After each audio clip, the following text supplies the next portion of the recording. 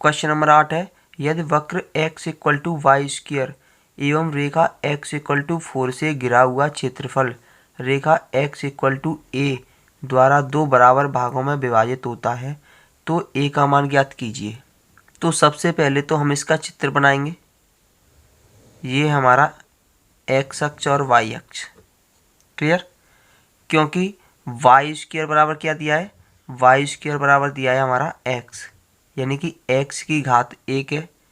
और परवलय किस अक्ष पर बनाते हैं, जिस अक्ष पर हमारी घात कम होती है, यानी x की घात कम है तो x अक्ष पर बनाएंगे। तो x अक्ष बनेगा तो ये इस प्रकार का बनेगा, क्लियर। दिया कितनी है, x की लिमिट दी है x equal to 4, x equal to 4 और x इक्वल टू दिया है a, क्लियर। तो मान लेंगे ये तो हमारा 0 0, यहाँ पर 1, यहाँ पर 2, यहाँ पर 3 और यहाँ पर 4, यानी कि ये 4 पर इस प्रकार काट देता है। यहाँ पर क्या है, x बराबर 4, क्लियर। और ये यहाँ पर आधा कर देता है, यहाँ पर क्या है, x बराबर a पर। तो आइए क्वेश्चन को फिर से पढ़ते हैं। यदि वक्र x इक्वल टू इतने पर रेखा x इक्वल टू 4 से घिरा हुआ क्षेत्रफल, यानी कि x इक्वल टू 4 से घिरा हुआ क्षेत्रफल, ये वाला क्षेत्रफल, और x इक्वल टू a से घिरा हुआ क्षेत्रफल, ये वाला क्षेत्रफल, दोनों दो बराबर भागों में विभाजित कर दिया है। मतलब ये वाला क्षेत्रफल और ये वाला क्षेत्रफल कैसा है, दोनों बराबर भागों में विभाजित किया हुआ है। तो इसका क्षेत्रफल निकालेंगे।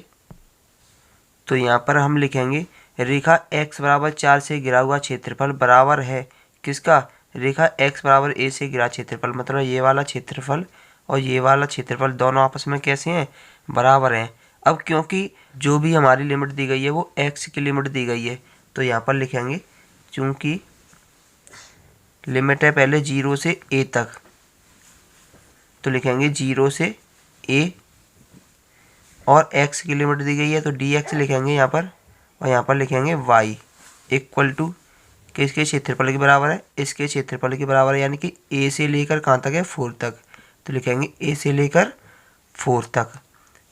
क्योंकि ये भी x की लिमिट है तो यहाँ पर लिखेंगे dx और यहाँ पर लिखेंगे y।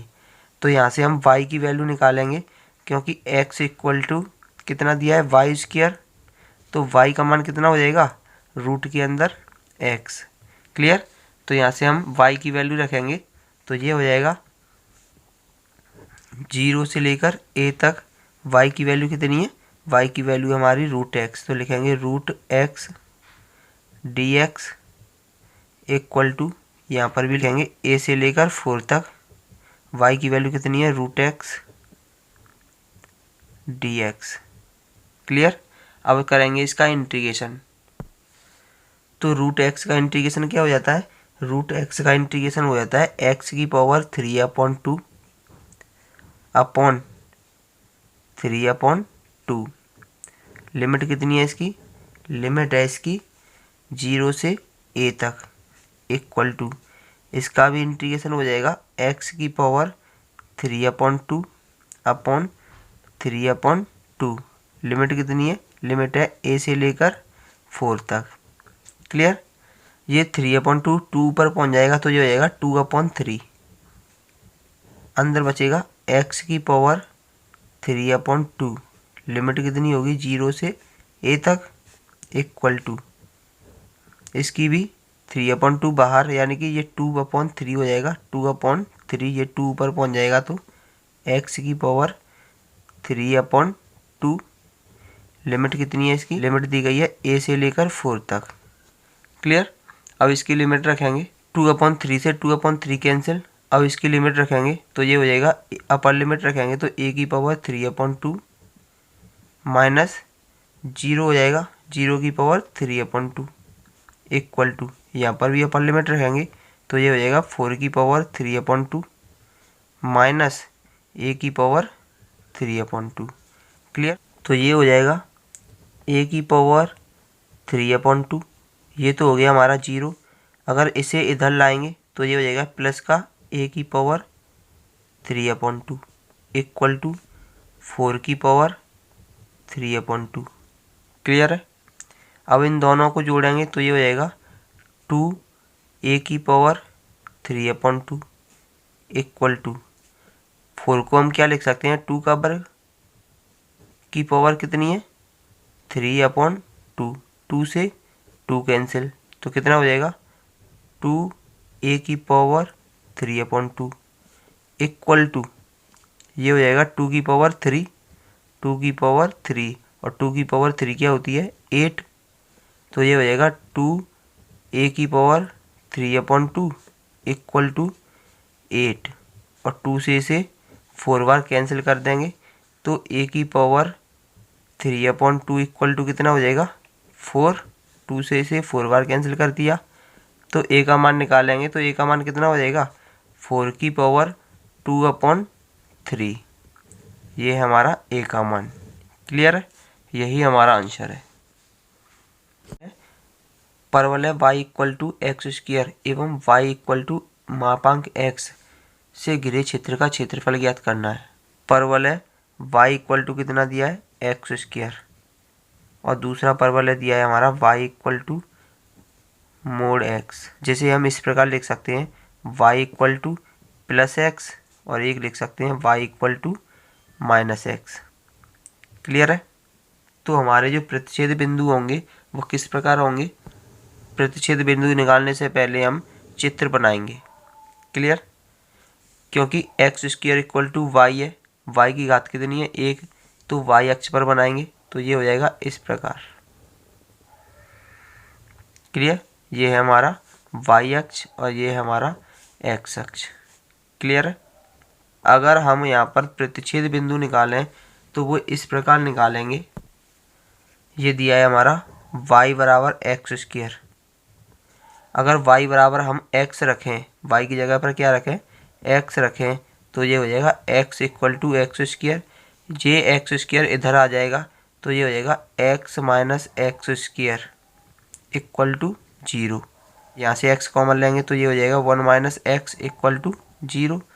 तो यहाँ से प्राप्त होगा x बराबर 0 और ये हो जाएगा 1 माइनस x इक्वल टू 0। तो x बराबर क्या होगा 1 प्राप्त होगा। क्लियर। तो अगर हम यहाँ पर x बराबर 0 रखें तो y बराबर क्या प्राप्त होगा 0 ही प्राप्त होगा। अगर यहाँ पर हम x बराबर 1 रखें, x बराबर कितना रखें 1 रखें, तो y बराबर 1 का वर्ग कितना होगा 1 ही रहेगा। क्लियर है। अगर y बराबर यहाँ पर हम -x रखें, y बराबर क्या रखें -x रखें, तो रख के देखेंगे तो -x इक्वल टू x² और ये -x उधर चली जाएगी तो ये हो जाएगा x² प्लस x। यहाँ से हम x कॉमन ले लेंगे तो ये हो जाएगा 1 प्लस x इक्वल टू 0।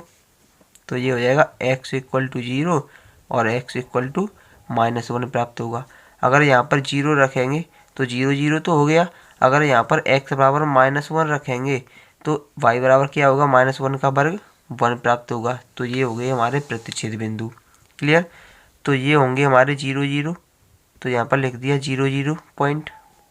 अगर x का मान 1 है और y का मान भी 1 है तो मान के चल रहे हैं हमारा x का मान यहाँ पर 1 है और y का मान यहाँ पर 1 है, यानी कि ये बिंदु कौन सा है 1 और 1।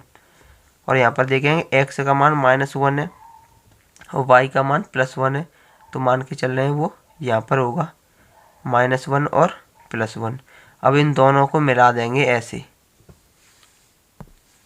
ये रेखाएं हमने मिला दी। तो यहाँ से जो क्षेत्रफल घिरा हुआ है ये हमारा क्षेत्रफल घिरा हुआ है। जो हमारा ये क्षेत्रफल घिरा हुआ है ये क्षेत्रफल हमें ज्ञात करना है। अब क्योंकि जो क्षेत्रफल इतना है वही क्षेत्रफल इतना है, तो एक तरफ का क्षेत्रफल निकाल लेंगे, उसका 2 गुना कर देंगे तो दोनों क्षेत्रफल हमें ज्ञात हो जाएगा। तो आइए देखते हैं इसका क्षेत्रफल किस प्रकार निकालेंगे। तो लिखेंगे प्रतिच्छेद बिंदु 0 0 1 1 और -1 और +1 से घिरे क्षेत्र का क्षेत्रफल किस प्रकार निकालेंगे। तो ये हो जाएगा 2, क्योंकि हम एक तरफ का निकाल रहे हैं और ये वाला दोनों बराबर हैं, तो इसका क्या करेंगे एक तरफ का निकालेंगे, उसमें 2 का मल्टीप्लाई कर देंगे तो दोनों तरफ का निकल जाएगा। तो ये हो जाएगा लिमिट कहाँ से है 0 से 1 तक, तो ये हो जाएगा 0 से लेकर 1 तक। अब मेन प्रॉब्लम ये है कि हम रेखा का समीकरण लेंगे या परवलय का समीकरण लेंगे। तो यहाँ पर रेखा यहाँ से यहाँ तक है, यानी कि रेखा बड़ी है, तो लिखेंगे रेखा, यानी कि रेखा की हम y लेंगे, क्योंकि x अक्ष पर ले रहे हैं ना, dx लिख रहे हैं यहाँ पे। माइनस करेंगे हम परवलय की y में, परवलय की y, यानी कि दोनों के समीकरण निकालेंगे यहाँ से। तो ये हो जाएगा 2, 0 से 1। यहाँ पर देखेंगे रेखा का समीकरण कौन सा है, रेखा का समीकरण है हमारा ये वाला। क्लियर? तो लिखेंगे x माइनस परवलय का समीकरण कौन सा है, परवलय का समीकरण है ये वाला, यानी कि y बराबर कितना दिया है, एक्स स्क्वायर। तो यहाँ पर लिखेंगे एक्स स्क्वायर dx। क्लियर?